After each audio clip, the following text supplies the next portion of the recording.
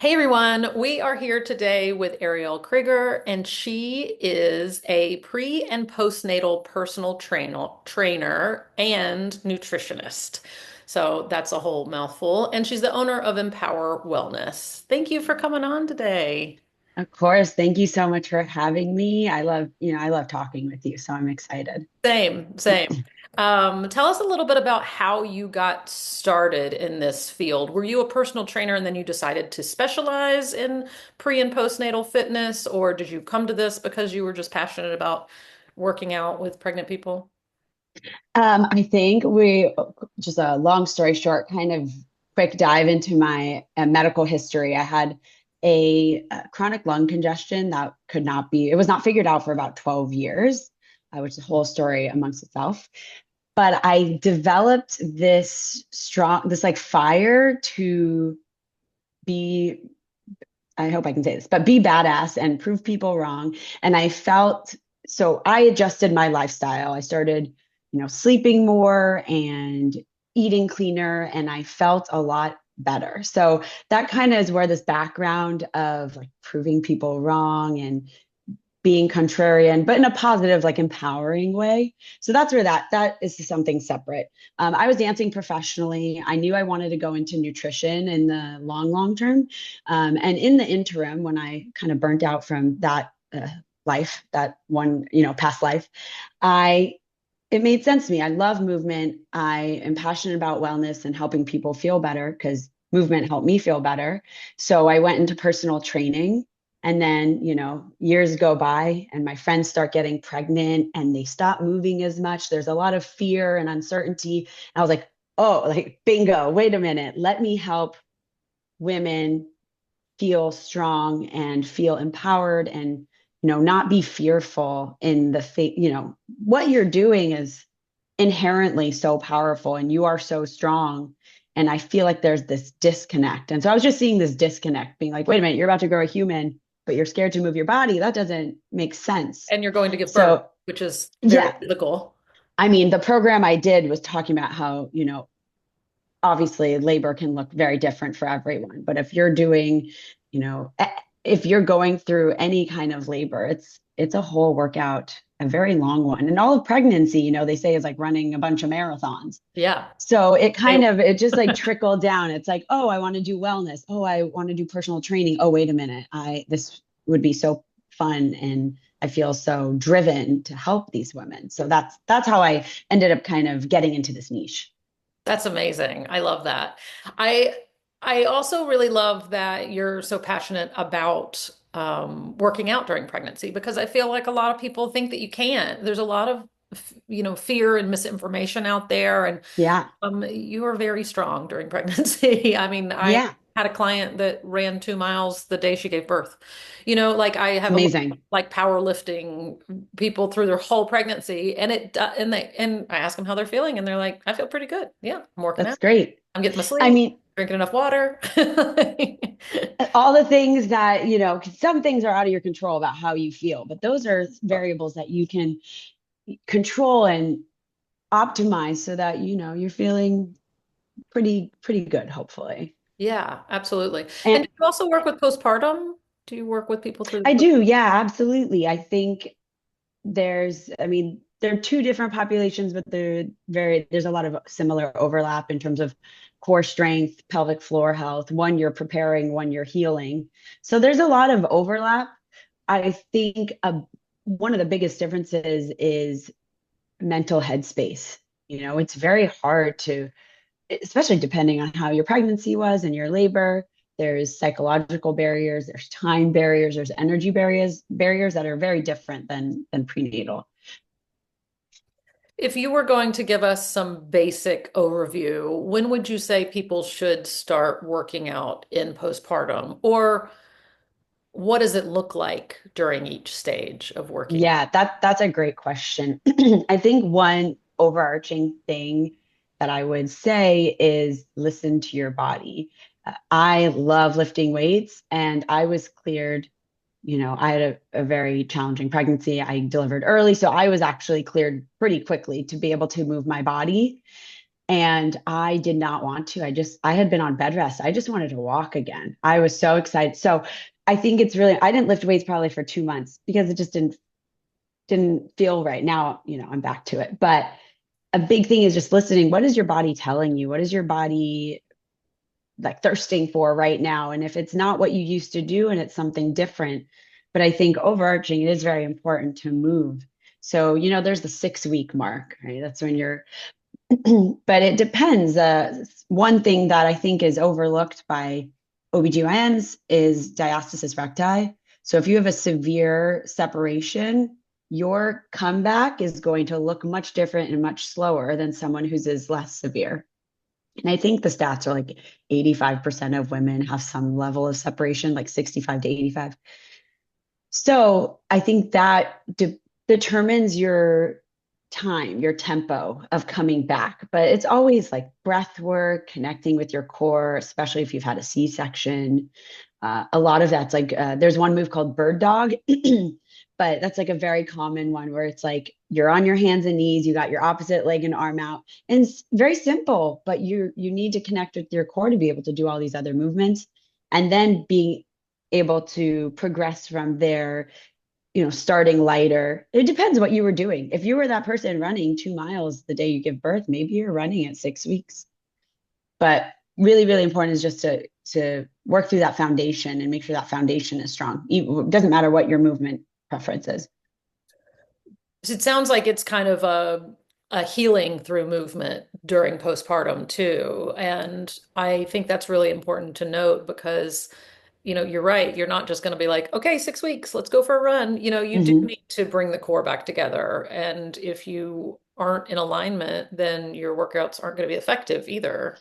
Yeah, and you could really risk hurting yourself if your core is not really activating, your back's at risk, your everything is really, but your back really relies on your core to support it in a lot of Absolutely. shapes and a lot of positions.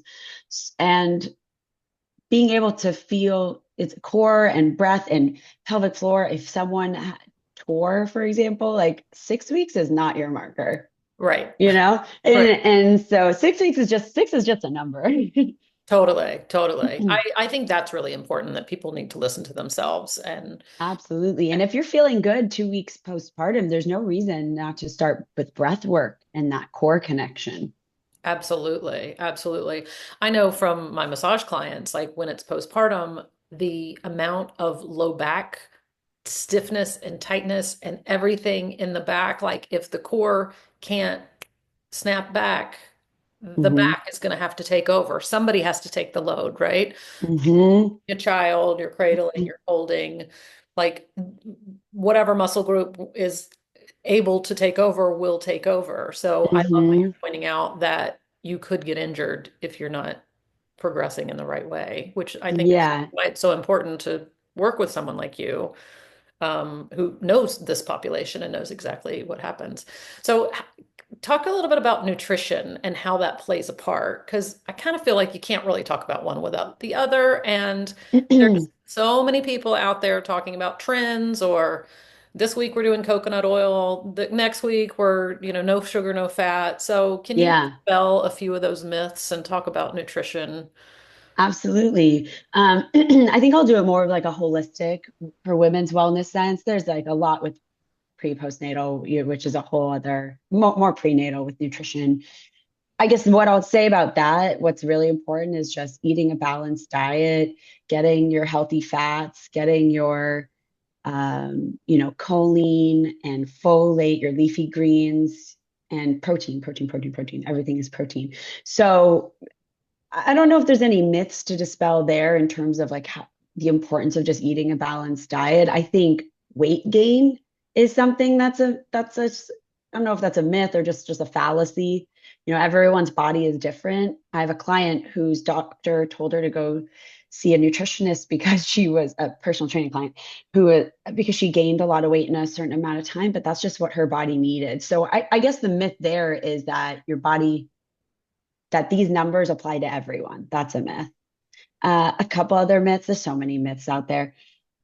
Intermittent fasting is not. those studies, many of those studies, I will not say, all or nothing, but many of those studies are based on men. Right. Intermittent fasting 365 days a year does not typically work for women because we are cyclical beings. Our bodies change month to month. And so saying this is how I'm going to eat and I'm not going to eat for 12, 14, 16 hours every day, your body has different needs throughout the month. So that's the fact that intermittent fasting is the way to go, I think is a myth. As long as, there's flexibility with that. Um, carbs, fearing carbs. I think that's also just, I don't know if that's a myth or just wild thing. Your brain uses carbs as fuel. So carbs are important. And um, I don't know. Do you have is there a specific myth that you can think of or like a trend? The biggest thing is that trends are not good. What's so important? I see take this vitamin and adaptogen and herb. And these things are wonderful additions to optimize your health. But what's missing is this asterisk is do all these things if you're doing the basics Right. and you have the time and the finances and the means to do these things. But don't take ashwagandha and sleep 4 hours a night. Right. There's no Don't miracle pill. yeah, don't cold plunge every day, but you don't eat a vegetable or a fruit ever. Right. I'm trying to think of what trends are going on right now, and I think the latest one that I've heard is the seed oils. That seems to be like a thing. Yeah, and transparently, I need to do a little bit more research on that. My my instinctual thought is that it's less about what it is and it's more about how it's made. That makes And because I know now there's a shift to do beef tallow, it's right. really high in saturated fat. So I think any of these recommendations without context is a little dangerous Right. because it's treating things as all or nothing. Transparently, I would need to do more research about seed oils to have a strong opinion. But anytime someone says all or nothing, unless it's something like Right. It's a cigarettes or brand new thing that comes out. It always makes me nervous. yeah, I'm Like, why? Why? who is funding this trend? Right. So Exactly. I Exactly. think really in all things with red meat, we are really conscious about where we get animal products from. And not everyone has the luxury of doing that, but I really think that with products, it's how was this made versus what is it exactly? Quality is important. I think that's a really good point, and I think people don't talk enough about where things are from. I grew up on a farm, so I'm very much like an eat in season type person. And then My husband's dream. like local, like what's grown, if I travel, Hmm I want to eat what they make, what's grown hmm there in that time of year.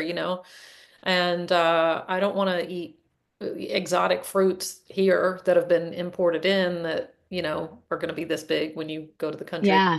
And Big. they're often picked when they're not optimally ripe and then they're forced to ripen off the tree. So you're losing a lot of nutrient content and there's some certain fruits have toxins up until a certain point. It's really interesting that there's been this shift because of, modern advances to all this. We're wait a minute, I'm eating a cantaloupe in February. Right. Something's wrong. Totally.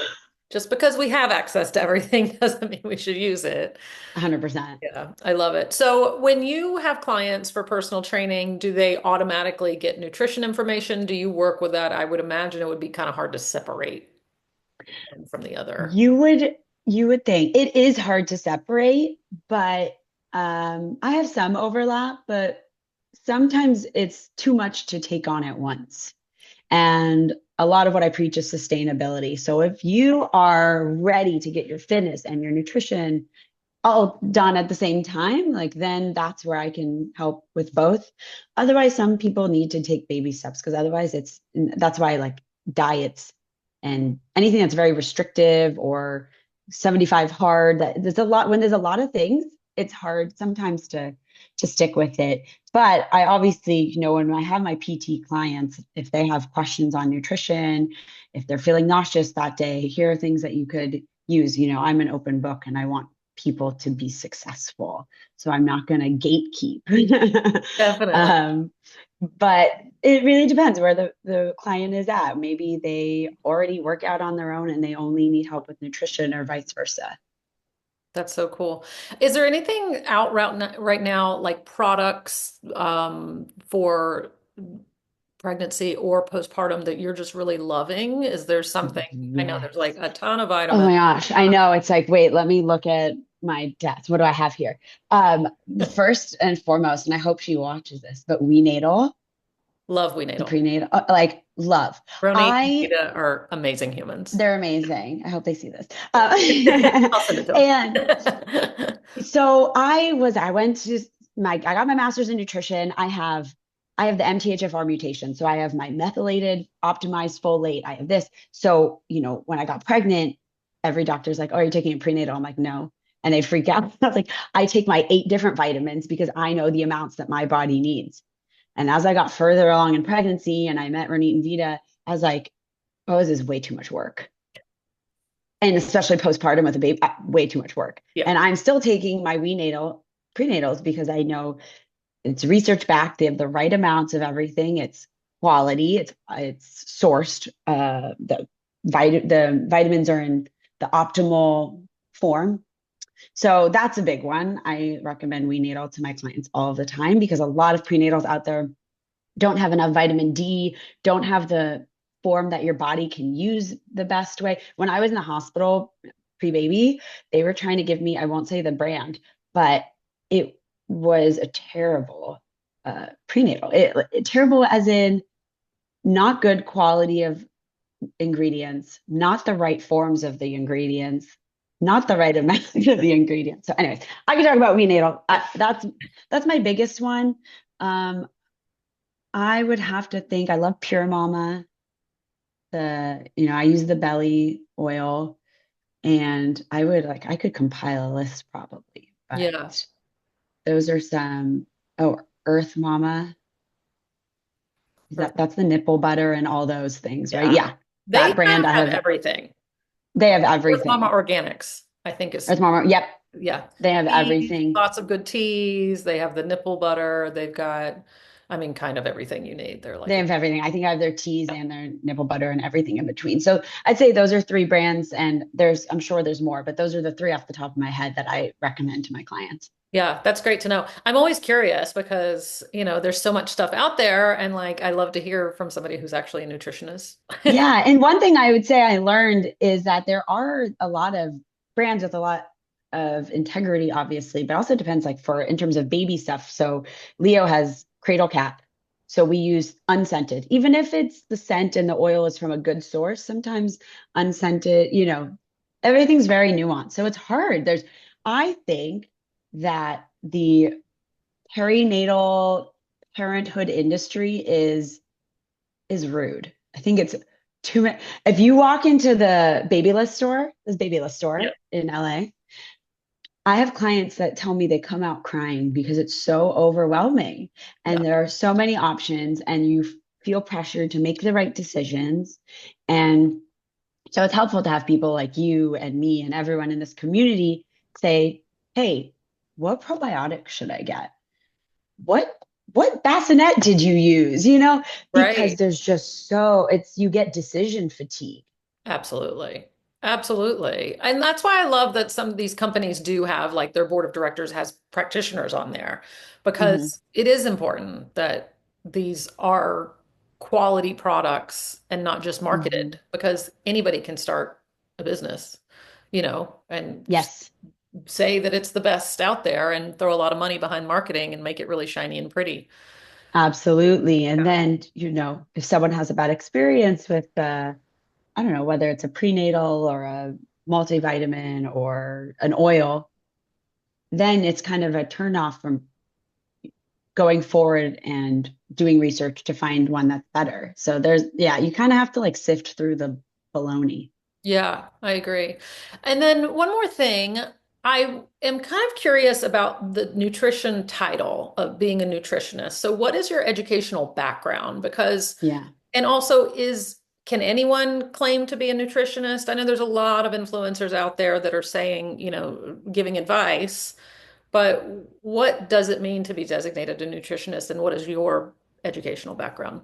Yeah. Thank you for asking. That's a great question because in states like California, anyone can say they're a nutritionist. So, uh, but my background, I went to University of Bridgeport. I found that it was an online program. There was only like four schools in the country, I'd say, that really focused on functional medicine and functional nutrition versus eat your veggies, drink your, it was a little bit more holistic. So I have the same scope of practice as a registered dietitian. I was not trained in a clinical setting, so I can't work in a hospital, which is fine because that's not the route I wanted to go down. Anyway, so certified nutrition specialist is a bit of like a newer designation.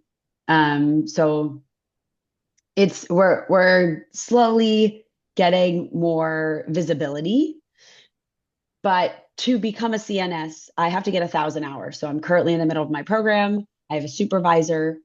So I operate under their certification basically at the moment. Once I finish those 1,000 hours, I take my boards exam. I have to take a board exam, and then I'm a certified nutrition specialist. So I am legally operating as a certified nutrition specialist candidate right now. So the difference between what I do and like the fact that anyone can call themselves a nutritionist in California is honestly a little concerning. Yes. I had to call someone out on Instagram the other day because they were talking, and I'm sure she's great, but she was talking about the importance of ashwagandha and all this thing about ashwagandha without context. And I said, you can't, it's, I said, it's dangerous to push this without some context. Ashwagandha is contraindicated for a lot of medicines for pregnancy.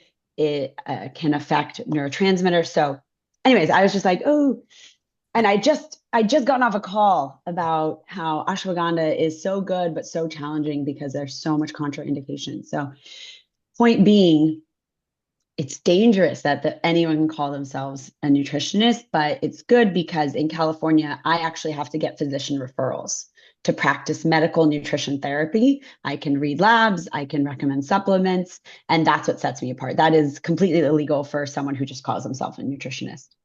That's amazing. So Okay, good. yeah, so there is some delineation. It's like, here's this really loose word. Oh, but to practice medical nutrition therapy, you need a doctor's referral to. So there's some like protections for consumers. Right, But exactly. there's not really much protection on social media. You're just kind of inundated with information from a lot of different sources and about everything. Sometimes I'm like, oh my God, wait, I didn't do a cold plunge or infrared sauna. This is just a lot of. I love it. I know it's true. I mean, social media itself is a whole other animal, but thank you for clarifying that. I thought that was the case that anybody could say that they're a nutritionist. Yeah, I think it depends where you're from. I think certain states are a little bit more rigorous about who can use that title because there's protected titles.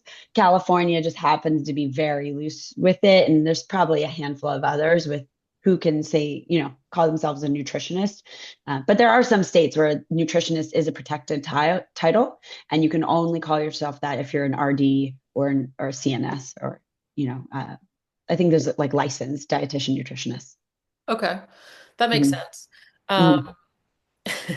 Yeah, I'm like, my background is a massage therapist, and so I'm really particular when I see people like that are not licensed to touch people who are out there touching people. That's one of my like tweaks. That I didn't even know that was I Yeah, didn't even know that was yeah. possible. It's like renaming it and calling, like saying body work and being like, but I don't do massage the way you do. No, you don't do it at all. You're not licensed to do it. Like, you Hmm. shouldn't be doing it. You could injure someone.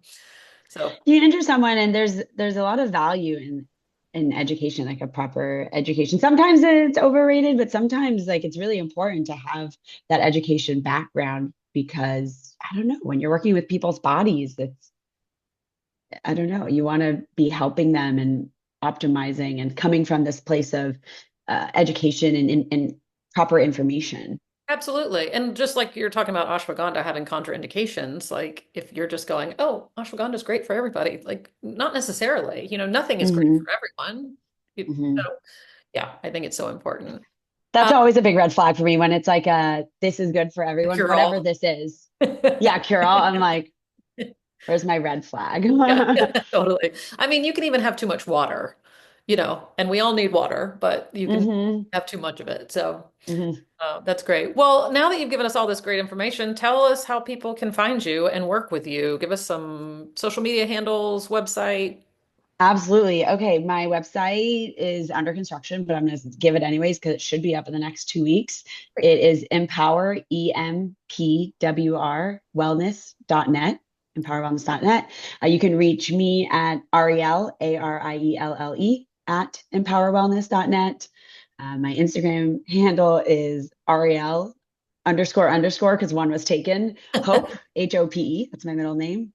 So any of these avenues are great. And if anyone has questions, I always, I'm in this to help as many people as possible. So like I said, I do, I am a professional, but I don't want to over gatekeep either. I want people to have success. Absolutely. I love that. Well, thank you for sharing like your story and all of your work with us. And if anybody's interested, go check out the website, social media. I'll also put everything below in the description Awesome. just so everybody can. Thank you. Thank you so much for having me. Thank you for your insightful questions. Yes, thank you. I learned a lot. I love talking to people because I learn something every day. Amazing. Thank you. Thank you.